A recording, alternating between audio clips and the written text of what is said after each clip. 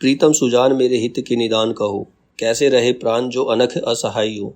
तुम तो उदार दीनहीन आनी परियो द्वार, सुनिए पुकार याही को लो तरसाए हो। चातिक है रावरो अनोखो मोह आवरो, सुजान रूप बावरो बदन दरसाए हो। बिरह नसास दया हे में बसाए आए, हाय कब आनंद को घन बरसाए हो।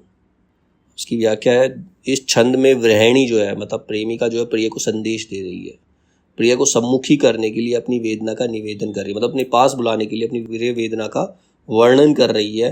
प्रिय हित का खजाना है, मतलब जो प्रिय है उसके लिए खजाने के समान है। प्रिय यदि नहीं आता तो प्राणों का बचना संभव भी नहीं है। उसके प्राणों की पोषण की व्यवस्था कठिन है, मतलब अपने प्राणों को बचाना उसके लिए बहुत ज़्यादा कठिन अगर उसके प्रियतम ने उसे दर्शन नहीं दिए। दूसरों का द्वार छोड़कर प्रिय के द्वार पर ही अपना डेरा दे रखा है। उनके रूप के दर्शन के लिए व्याकुल है। यह प्रार्थना है कि कृपा करके दर्शन दे और आनंद की वृष्टि करके कृतार्थ करे, मतलब अपने प्रेमी से प्रार्थना कर रही है कि वह उसे दर्शन दे और उसे अपने जीवन में आनंद की वृष्टि करे, बरसात करे। विरहिणी कहती है कि हे प्रीतम सुजान, आप ही तो मेरे हित के कोश हैं।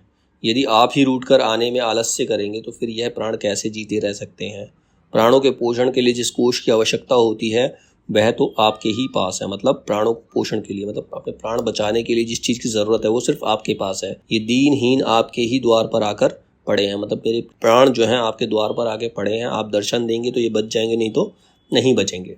आप उदार भी हैं, मेरी दीनता हीनता का विचार करके अपने पास से कुछ देने की शक्ति भी रखते हैं। ये पुकार कर रहे हैं, आप उस पुकार को सुने।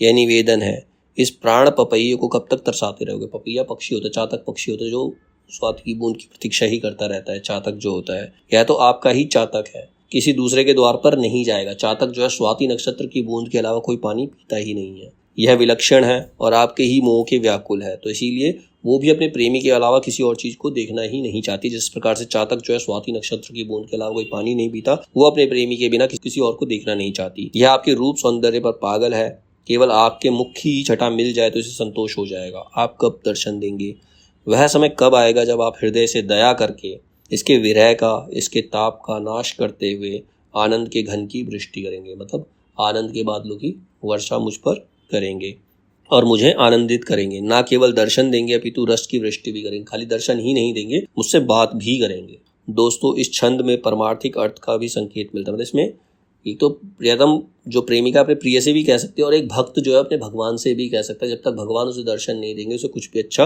नहीं लगता। इसीलिए इस छंद के अंदर परमार्थिक अर्थ का भी संकेत मिलता है। परमात्मा के अर्थ में भी यह उक्ति लगती है। इसमें रहस्यात्मक संकेत भी कल्पित है, मतलब जरूरी नहीं है कि एक प्रेमिका अपने प्रेमी से ही ये याचना कर सकती है, एक भक्त भी अपने भगवान से ही याचना कर सकता है।